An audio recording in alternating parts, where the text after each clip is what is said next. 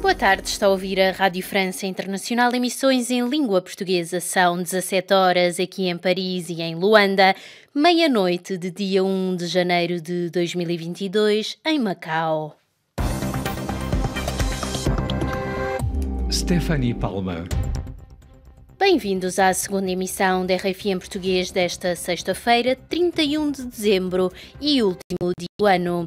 A marcar a atualidade, na África do Sul está prestes a terminar o velório de Desmond Tutu, uma das figuras mais marcantes do continente africano. Em São Tomé e Príncipe, os militares já estão no terreno a ajudar as famílias afetadas pelas recentes chuvas que abalaram o arquipélago equatorial. Em Cabo Verde, os museus já retomaram a sua atividade e as perspectivas para 2022 são positivas. No controle técnico desta emissão está Mussale Chile. O jornal começa agora. São Tomé, 102.8 FM. As cerimónias fúnebres de Desmond Tutu estão marcadas para este sábado na África do Sul. O arcebispo sul-africano e Nobel da Paz terá um funeral com honras de Estado e contará com a presença de muitas individualidades mundiais. Dalai Lama fez já saber que quer estar presente, como diz o advogado e ativista dos direitos humanos José Nascimento. Vai ser um funeral com todas as honras estatais, vai ser um funeral que será televisionado na África do Sul e em muitos outros países do mundo. Muitos dirigentes e líderes mundiais estarão presentes, como por exemplo o Dalai Lama quer estar presente e espero que esteja presente, e outros prémios Nobel da Paz estarão certamente também presentes no seu funeral. Dirigentes americanos, europeus, vai muita gente, todo o mundo ao funeral do Desmond Tutu. É um homem que merece todo o nosso respeito, um homem que lutou contra a opressão do apartheid, e quando o país tornou-se num regime democrático, não procurou a vingança. Foi o coordenador da Comissão da Verdade e da Reconciliação. Ele queria que a Comissão fosse a oportunidade para criar o que ele chamou a nação arco-íris, com todos os grupos e setores inseridos nesta nação de cores diferentes, de credos diferentes, como é o arco-íris. Era José Nascimento, advogado e ativista dos direitos humanos, entrevistado por Teresa Xavier.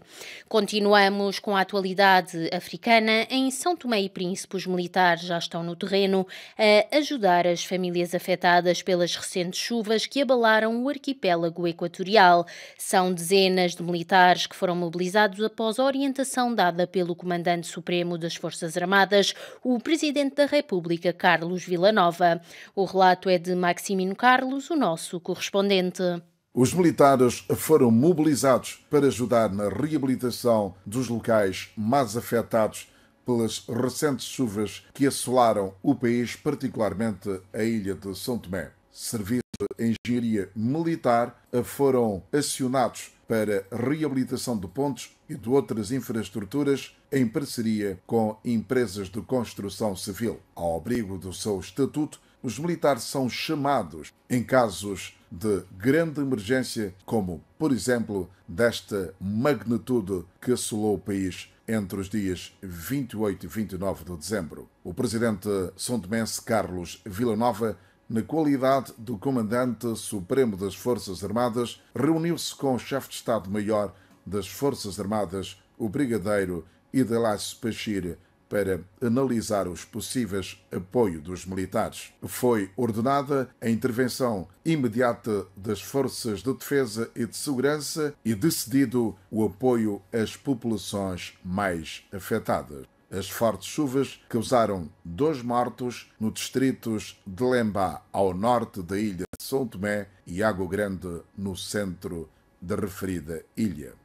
O governo criou um fundo de contingência para apoiar as famílias afetadas. Entretanto, os números positivos da Covid-19 têm estado a aumentar no país. Na última quinta-feira foram registrados 58 casos positivos. O governo reuniu-se de emergência e decretou estado de calamidade para os próximos 15 dias. Maximino Carlos, São Tomé, RFI.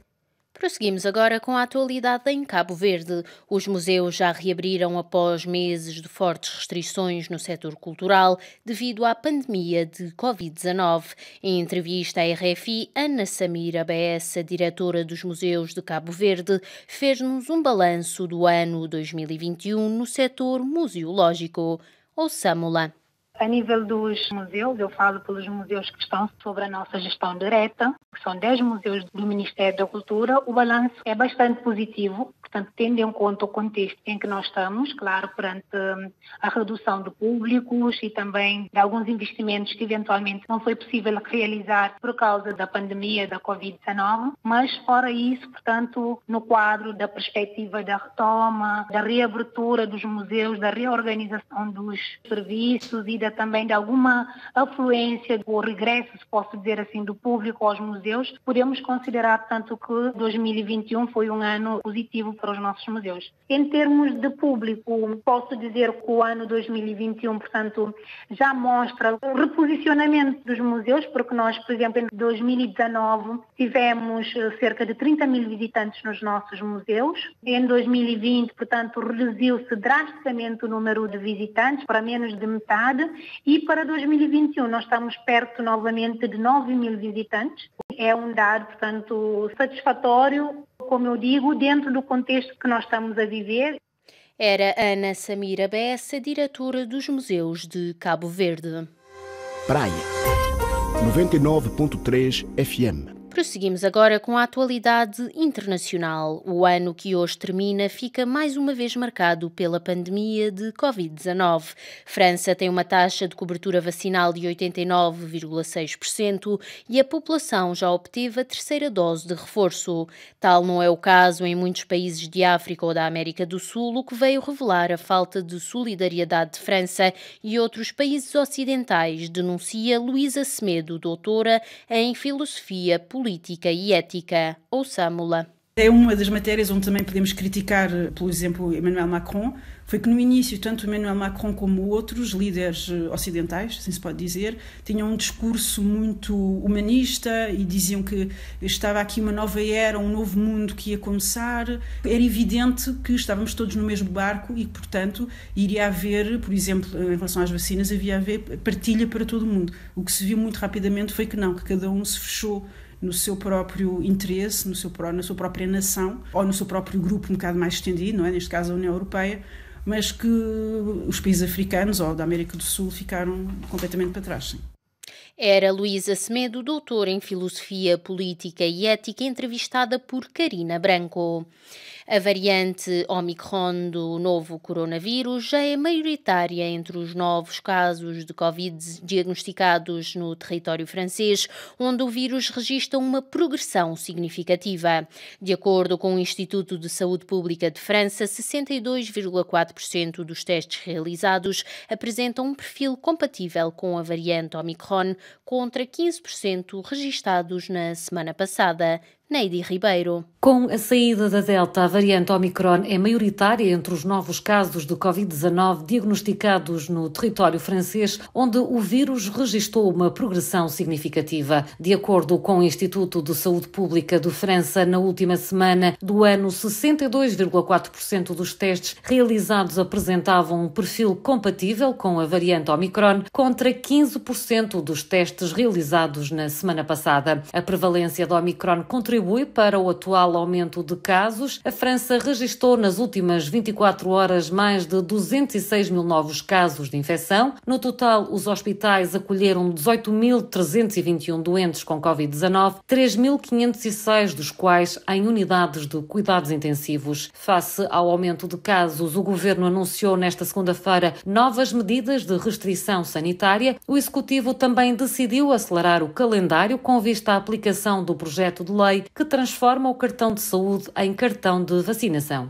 No Reino Unido, o primeiro-ministro britânico Boris Johnson reconhece que a variante Omicron trará desafios no ano de 2022, contudo reconhece que a situação atual é melhor do que a situação verificada no ano passado.